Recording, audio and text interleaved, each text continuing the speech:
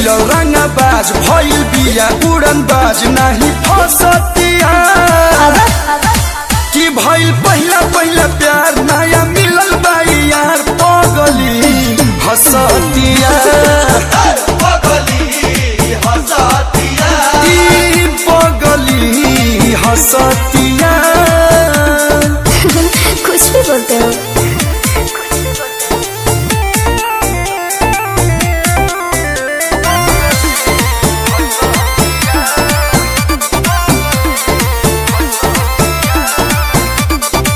जब से जवान भइल बिया चुनमुनिया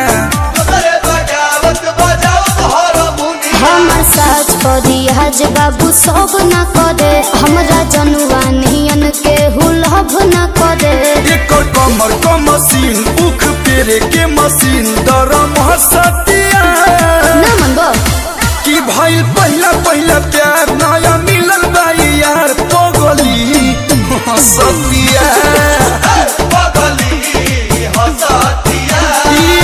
पगली हसतिया ना तो करोई हंस हंस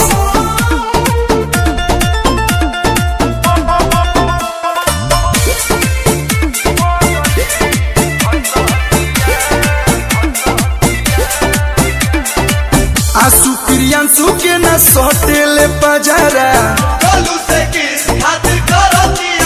बाबू तोहरो तो मेहनत के फल मिलेगा आके लागल रहो हज ना तो कल मिलेगा कोई लो पही तो टच रहतिया बड़ी गछ कोरा कहसतिया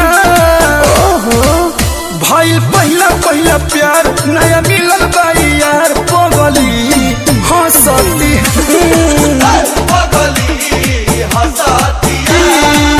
पगली हंसतिया हंसला लेकिन फंसबू जरूर। हेलो फ्रेंड, अजान डांस में आप सभी का स्वागत है। फ्रेंड आप सब कैसे हैं, कैसे नहीं, जरूर बताइए फ्रेंड, प्यारे प्यारे कमेंट करके। फ्रेंड उम्मीद करते हैं आप सब बहुत ही अच्छे रहिए, स्वस्थ रहिए, मस्त रहिए, अपने काम में व्यस्त रहिए। फ्रेंड अच्छा रहना चाहिए सभी को। और फ्रेंड आप सब आशीर्वाद दीजिए कि हम सदैव स्वस्थ रहे, मस्त रहे और अपने हस्बैंड के साथ अच्छा वीडियो डालते रहें आप सब तक। और मेरा वीडियो देखना ना भूलिएगा, बहुत सारा प्यार दीजिएगा, दुलार दीजिएगा फ्रेंड, और देखिएगा ज़रूर। और एक लाइक सब्सक्राइब कमेंट कर दीजिएगा फ्रेंड, सबसे।